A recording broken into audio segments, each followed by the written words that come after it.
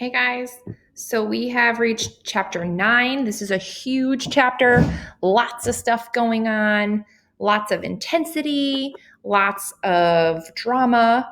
So if you have not read it yet, please do stop the video, go back and read chapter 9. You do not want me to spoil it for you. It's one of the best chapters in the book. All right. So chapter 8 ended with them visiting Johnny, and Cherry and Ponyboy kind of got into a tiff, but then they remedied it at the end and everything kind of brushed off and was good to go. Chapter 9 is the chapter of the Rumble, right? So in the beginning of the chapter, they're all getting ready for the Rumble. Okay. Looks becomes super important. Why? Because it has to do with identity. So we're hearing that theme of identity constantly play here. Okay. So the first half of a majority of the first and second page are what they look like, right?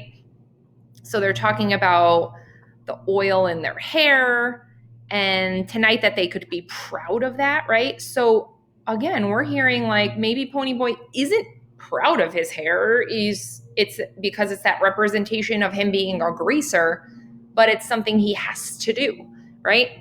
He pulls on that clean t-shirt, fresh pair of jeans. It was tighter because he had to look tough. Okay. So let me go down a little bit. And they're talking about this reputation, right? So Ponyboy's talking about Soda and Steve and the oil in their hair, and greasers may not have much, but they have a rep, right? That and long hair. And then he goes, and these parentheses are kind of like his inner thoughts, right? He says, what kind of world is it where all I have to be proud of is the reputation for being a hood and greasy hair? And here we go with that identity piece.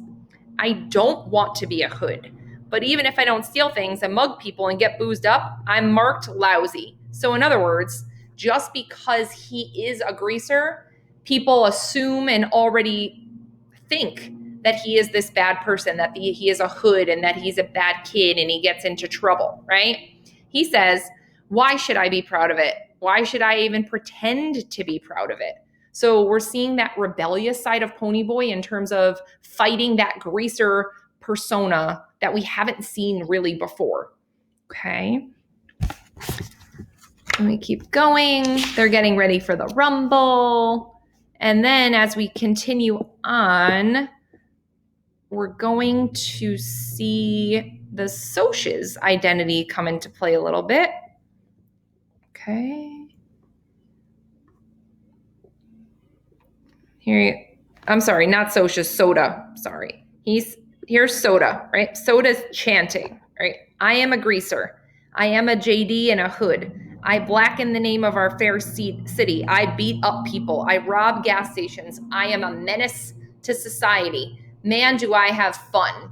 So when we first started this novel, I had you guys make an identity chart and I asked you to decide how you identify and what your identity traits are. And for Soda, here they are. Most of them are a negative connotation, right? That word blacken, right? Menace, beating up people, robbing gas stations, a JD, so that juvenile delinquent, a hood. A hood is not meant to have a positive connotation. It's somebody who gets into trouble.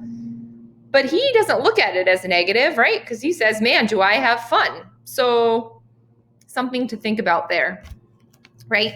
We're talking about fighting in the Rumble.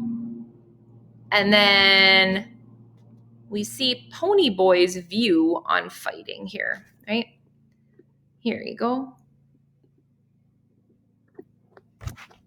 He says, if everybody jumped in the Arkansas River, old Two-Bit would be right on their heels. I had it then. Soda fought for fun, Steve for hatred, Derry for pride, and Two-Bit for conformity, meaning like to do what everybody else was doing and to fit in. Why do I fight? I thought, and I couldn't think of any real good reason. There isn't any real good reason for fighting except self-defense. So here you go again. We're seeing that true personality, that true identity of Ponyboy shining through. He's not a fighter, right? He doesn't want to be fighting in this Rumble. He's doing it because he has to, because he's a greaser, right? And that's what greasers do. Okay. So totally different attitude about fighting than the rest of the gang. So then we see something interesting come up again about Ponyboy and Derry's relationship, right? One of the Brumley guys in the gang, he says, that big guy with y'all, you know him pretty well. And this is interesting, Ponyboy's response, right? I ought to, he's my brother. I said, I could honestly say, yes, I knew Derry as well as he knew me, and that isn't saying a whole lot. Why? Well, because we know that their relationship was so strained for so long that how sad, he really doesn't even know his older brother, right? And Derry really doesn't know Ponyboy either. Okay. And then we see Ponyboy a little further down describing the Soch's appearance, right? Over here. He says, and this is how the Soch's get ready for a rumble. Ready? They look like they were all cut from the same piece of cloth, clean shaven with semi-beetle haircuts, striped or checkered shirts, tan-colored jackets, Madras ski jackets. He says they could easily have been going to the movies as to a rumble. That's why people don't ever think to blame the Soch's and are always ready to jump on us. We looked hoodie and they looked decent. So we're seeing those, those appearances have an important play in who these people are, right? For the gangs, they have a certain look, certain persona. Okay, we'll keep going. Next, we are learning something about Derry here. Okay. We see this guy, Paul Holden, come into play. And it says something flickered behind Derry's eyes, and then they were ice, right? So Ponyboy listens in on the conversation, and he can see that Derry has this kind of hatred towards Paul, right? And he's wondering why. Why does he have this bitterness, this resentment towards him, right? And so this is why, right? He had been the best halfback on Derry's football team at high school, and he and Derry used to be best friends, right? He must be a junior in college now. He was looking at Derry with an expression I couldn't quite place but disliked. Contempt, pity, hate, all three. Why? Because Derry was standing there representing all of us, and maybe Paul felt only contempt and pity and hate for greasers. Derry hadn't moved. It wasn't only jealousy. Derry had a right to be jealous. He was ashamed to be on our side, ashamed to be seen with the Brumley boys, Shepherd's gang, maybe even us. Nobody realized it but me and Soda. It didn't matter to anyone but me and Soda. So why is Derry resentful towards Paul? Because Paul has everything Derry should have had, right? The only reason Derry doesn't is because he lost his parents and had to step up and be there for his brothers. So seeing Paul is reminding Derry of what could have been. Okay. So we're going down a little bit. We hear a familiar voice. Derry turns to see who it is, and then it's Dally. So Dally wasn't supposed to attend the Rumble because he was in the hospital, right? But we know Dally, he got out by threatening a nurse, and he's able to join in on the fight. He joins the fight, and the Rumble is on. And then who wins the Rumble but the Greasers, right? We won, Derry announced in a tired voice. We beat the Soch's. How did they determine who the winner was? Whoever ran first, right? So the Soch's are caught running down the street, and the Greasers are victorious. But like Randy said, what will this change? We don't really know. Probably nothing, right? So we go down. And we see this conversation with Dally right here, right? He says, I was crazy. You know that kid? Crazy for wanting Johnny to stay out of trouble, for not wanting him to get hard. If he'd been like me, he never would have been in this mess. If he'd got smart like me, he'd never have run into that church. That's what you get for helping people. Editorials in the paper are in a lot of trouble. You'd better wise up, Pony. You get tough like me, you don't get hurt. You look out for yourself and nothing can touch you. Interesting point of view from Dally here, right? He's so upset that Johnny is in this situation, and his only answer to why he is in this situation is because Johnny isn't tough enough. And he should be like Dally, not care, not help people. And so he's almost warning Ponyboy here, right? He said, and then Ponyboy says right here, right? Dallas never talked like that, but I think now I would have understood if I hadn't been sick at the time. So something's going on within Dally, and we're really seeing this sensitive, caring side come out, even though he's still talking in this tough way, right? Okay, so